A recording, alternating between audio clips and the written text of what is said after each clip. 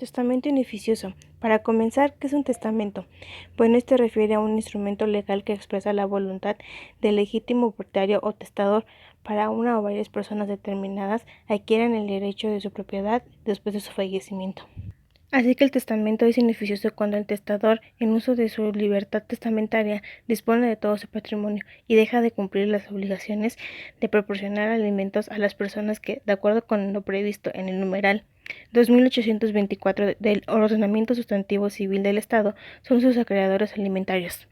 Debe señalarse que el hecho de que el testamento sea declarado beneficioso no implica su ineficacia absoluta, sino solo en la medida necesaria para dar cumplimiento a las obligaciones alimenticias, por lo que todo lo demás será válido, de no existir otra causa de ineficacia. Así lo prevé el numeral 2131 del Código Civil del Estado, al establecer que el preferido SIC Díaz tendrá solamente derecho a que se le dé la pensión que corresponda, subsistiendo el testamento en todo lo que no perjudique ese derecho. ¿Cuáles son los elementos del contrato beneficioso? Manifestación de la voluntad implica la proyección hacia el exterior de la intención del sujeto, lo cual será jurídicamente trascendental siempre que tenga una finalidad, la creación, transmisión, modificación o extinción de derechos y obligaciones. Su nulidad es una característica especial de determinados actos jurídicos que implica la observancia de conductas preestablecidas en la ley, realizadas ante las personas, funcionarios o testigos en la propia universidad prescribe. Objeto: se identifica con la finalidad de que se persigue al realizar el acto jurídico, es decir, la creación, modificación, transmisión o extinción de los derechos y obligaciones. Por otro lado, los requisitos de validez del acto jurídico son los siguientes. Capacidad: en este sentido es la aptitud que tiene la persona para celebrar determinado acto jurídico. Ausencias de vicios en la manifestación de la voluntad. Tradicionalmente se consideran como vicios en la manifestación de la voluntad el error, el dolo, la mala fe, la violencia y la lesión.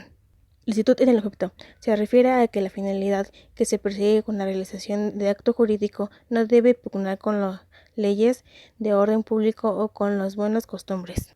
Formalidad: en los actos en los que se exige este elemento se traduce en el conjunto de requisitos externos determinados por la ley que acompañan y revisten a la manifestación de la voluntad. Causas de ineficiencia.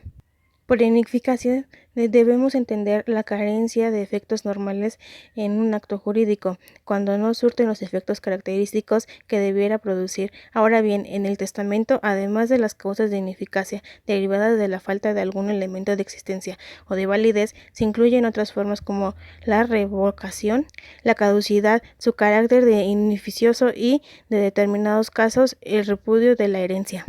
Nulidad, según los cuales se distingue entre la que es absoluta y la que resulta ser relativa, sino que debe partirse de la idea de que los testamentos son válidos en todo y en parte, o nulos en todo y en parte. La nulidad total implica que el acto jurídico carecerá de efectos para el derecho y se presenta en los siguientes supuestos. Por violencia física o amenazas sufridas por el testador contra su persona o sus bienes, o la persona o los bienes de su cónyuge, ascendientes, descendientes o parientes colaterales hasta el cuarto grado, por el hecho de que el testamento haya sido captado por dolo o fraude. Cuando la manifestación de la voluntad no sea clara, expresándose solo por señales o monosílabos, contestando preguntas realizadas al testador.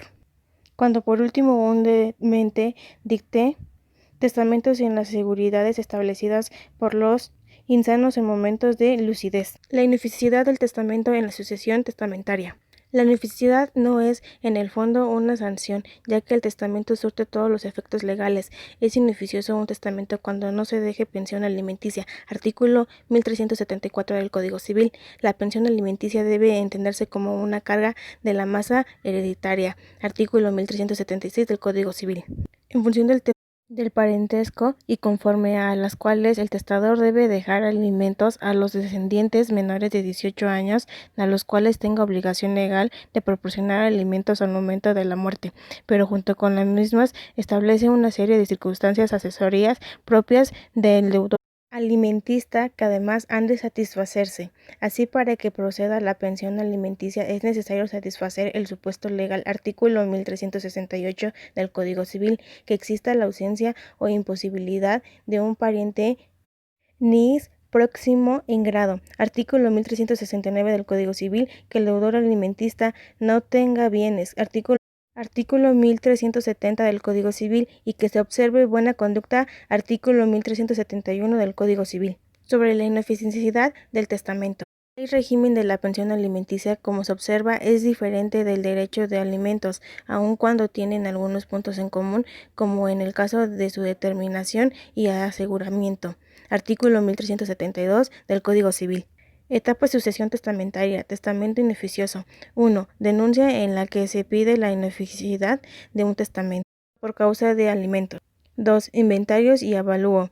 3. Administración. 4. Participación de adjudicación de bienes.